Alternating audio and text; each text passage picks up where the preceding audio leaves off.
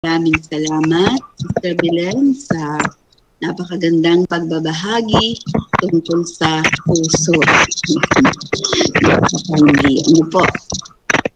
Napakaganda nga pong pag-usapan itong puso at napakaganda rin paghambingin ang pusong physical at ang pusong spiritual. So sa mga tinalakay ng ating kapatid na iba't ibang klase ng puso, merong pusong bato. Ayan, ni April Boy Gonzales. Pusong bato. Talaga naman, ano po. Meron namang puso ng buhay at kamatayan at saka yung kanyang pusong punong-puno ng pagmamahal. Yan, iba't ibang klaseng puso. Pero makot ang attention ko, ang puso ay napapagod. No? Napapagod ang puso. Ang pusong pisikal ay napapagod din, di ba? Kapag ito ay medyo napabayaan natin, yung ating mga puso dahil sa ating mga kinakain, dahil doon sa mga trials, no? Ay talagang ang puso natin ay napapagod. At ganoon din naman yung sa spiritual, napapagod din. Ang hindi lang siguro talagang napapagod ay ang puso ng Panginoon. Dahil kapag ang puso ng tao, kapag napagod din yan sa pagmamahal, lumilipas at kumukupas din. Nawawala din, kumbaga. Kaya nga, nagiging pusong bato na nai-immune na.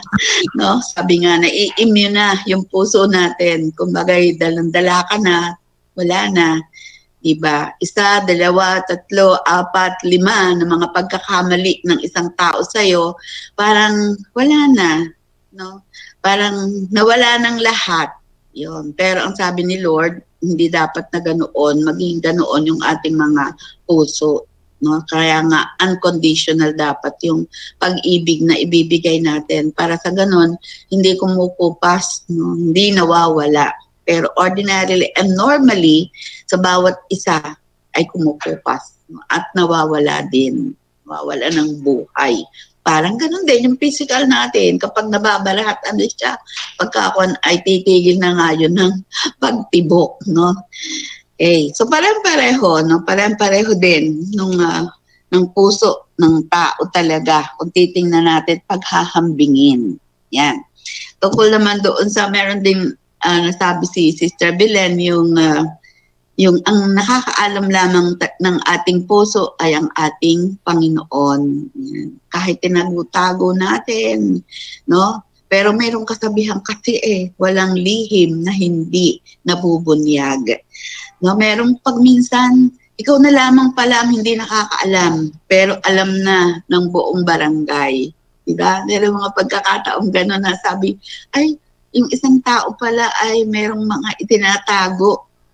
Pero ikaw, no, na isang mahal sa buhay, hindi mo alam, pero alam na pala ng lahat. So, nakakatuwa ding isipin yung mga bagay na yun, na talagang normal lamang na nangyayari at nakikita natin sa mundo. So, ang lesson natin, talagang dapat pag-ingatan natin ang ating puso. Pusong physical, na dapat ingatan natin. Kaya nga pag tayo busog sa salita ng Diyos, hindi lamang yung pusong spiritual ang na bibigyan natin ng kagamutan kung hindi yung pusong physical din.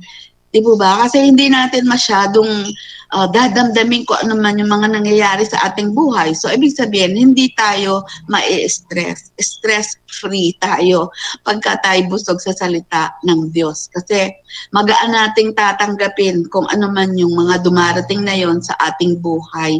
Hindi tayo magiging very sensitive na kaunting salita lamang kagad tayo nasasaktan. Eh, sino baga ang nagdurusa? Ay, di tayo rin. Diba? Tayo rin na magsasuffer.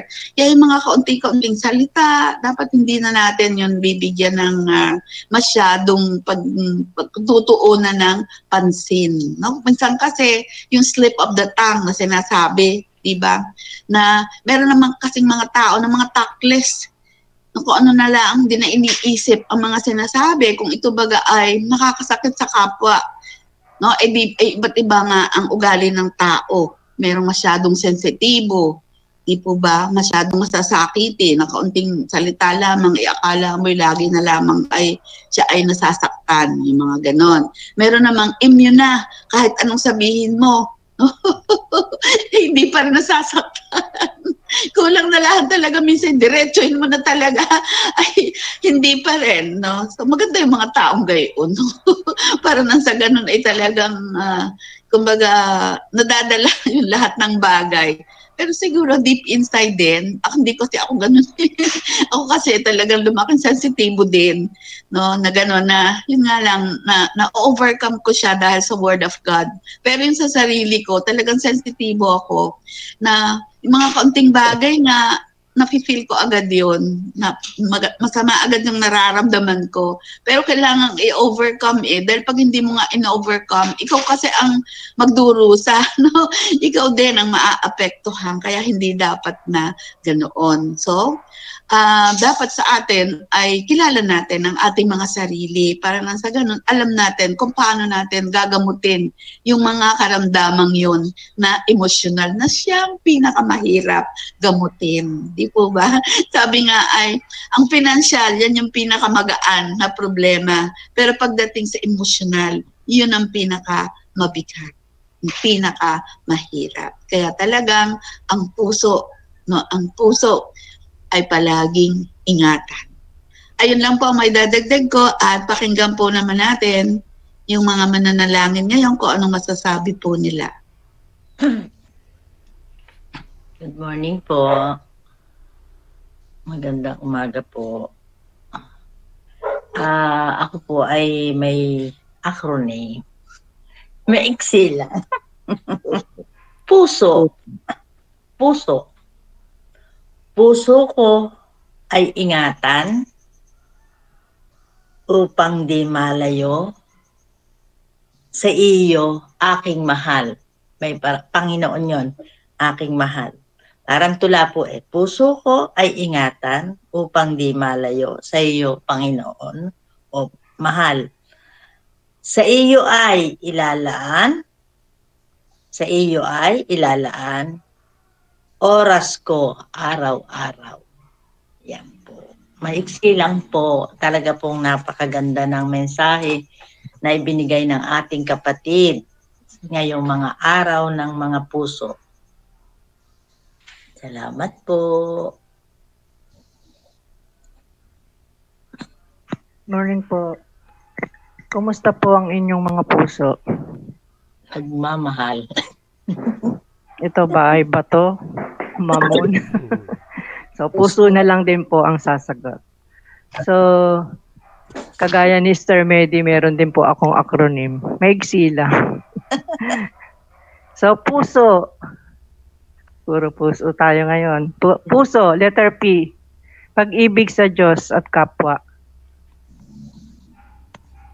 U. Umusbong sa ating buhay.